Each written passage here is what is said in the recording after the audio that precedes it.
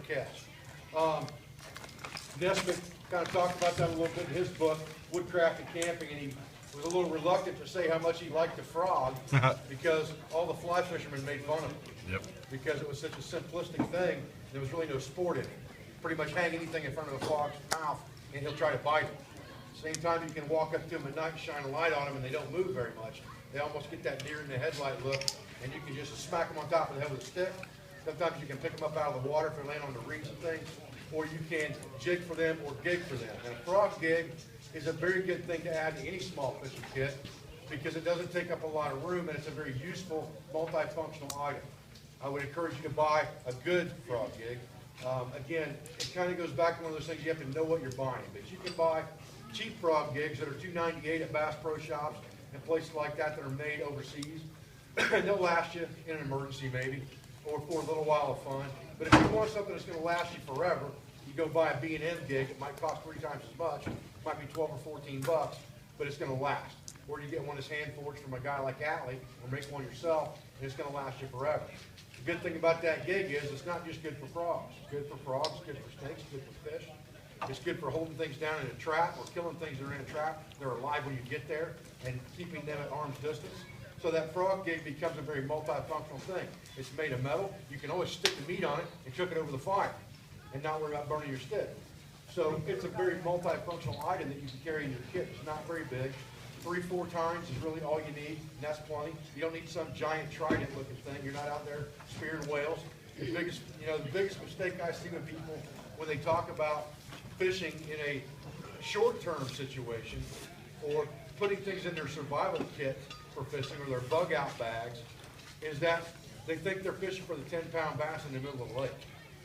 You're not. Go back to the days when you were 6 years old standing on the bank with your dad with your cane pole and your little worm that you just dug up out of the ground, and you caught as many bluegills as you could get up there as fast as you could bait the hook.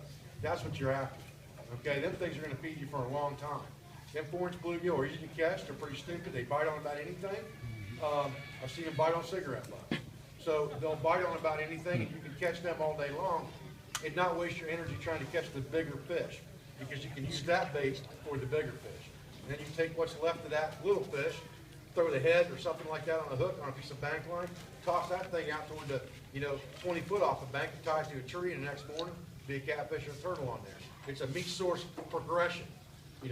Catch the frogs and eat them because they're the easiest. Use some of that maybe for bait, small bait for the bluegills, things like that. Catch the bluegills, use a half a bluegill or the head of the bluegill to catch the catfish. Take the catfish and skin them out and use that to bait the traps after you get done eating on the catfish. Or things like raccoon and mink and things like that, muskrat. So that's how you want to think about things, as a meat source progression. I'm not going to eat the worms. I'm going to catch something with the worms. And then I'll eat what the worms ate. That's why I don't eat green stuff. I eat what the green stuff eats. I'll eat the cows, they can have the grass.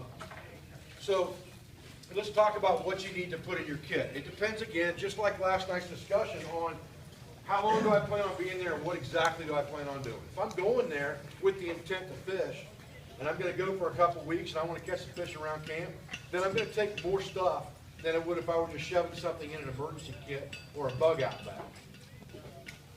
Survival kits, short term, you really need next to nothing because you're not planning on sticking around. Think about the leave a game plan thing. I'm not going to be there very long. I shouldn't be getting hungry to begin with because I'm only going to be here for 3 days.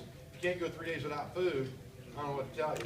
But so the fishing kit might just be a couple of hooks and a couple of sinkers and a little bit of line, so you can use a little pole at the bank and maybe fish for some bluegill half the time. You catch some fish, you got some food, that's great. Good morale booster to have your fishing pole. But you don't want to get elaborate with that. If you plan on being out there longer, then you're going to want to take more fishing equipment.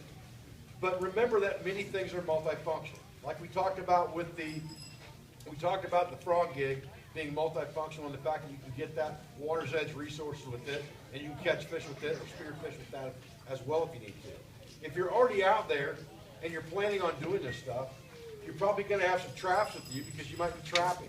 These little 110 Canterburys right here are very small and light. They're compact. You can put them in your pack very easily, and they're some of the best fish traps on the planet. Okay, a fish will get caught in this trap. I've seen I'm not even gonna tell you who I seen it, because I don't wanna compromise the guy's, stuff, but I seen a guy with a 2-pound bass in one of these. Okay? Not supposed to catch bass in traps, but, you know, they're indiscriminate killers. You can't decide what's gonna go into the trap. But take this, have you guys gone over trapping at all and talked about these traps and things at all? With Yes? Tony. You guys had a trapping Yeah. class? Okay. So Tony explained the precedence of the Canterbury. Snaps closed in X fashion. Okay. Take those whiskers, put your bait on those little whiskers right there. As soon as he comes in there trying to get that bait, he's gonna snap that trap right around his body. I have seen accidental catches at the Trappers College. I saw, believe it or not, a 110 Canterbury that was stuck in a cubby set along a creek bank that was actually set for muskrat or mink that had a pike in it that was only that long. He stuck his nose in there to get that bait and tripped those triggers, and he was just long enough that that trap caught him, so he's only like that big, but food's food, right? In a survival scenario, or, you know, a short-term scenario, or even a camping scenario, any food you catch, you're gonna eat. So these are very capable fish killers. So think about that when you're thinking about your fishing kit, and you're thinking about, what do I have for fishing in my kit? Well, I have this frog gig, and I have a couple 110 Canterbury's in here. So I got that part drilled out. Now I just need something I can sit by the bank, smoke and joke, and do a little fishing, and relaxing, because fishing is relaxing. That's what I like about fishing. You don't have to think too much when you're fishing, unless you're trying to reel a bait in. There's not a whole lot of thinking to it. You throw it out there, sit next to the tree, appreciate what God's given you, look at nature, look at trees, you know, look at the shapes of the clouds, and just dream a little bit. I like that.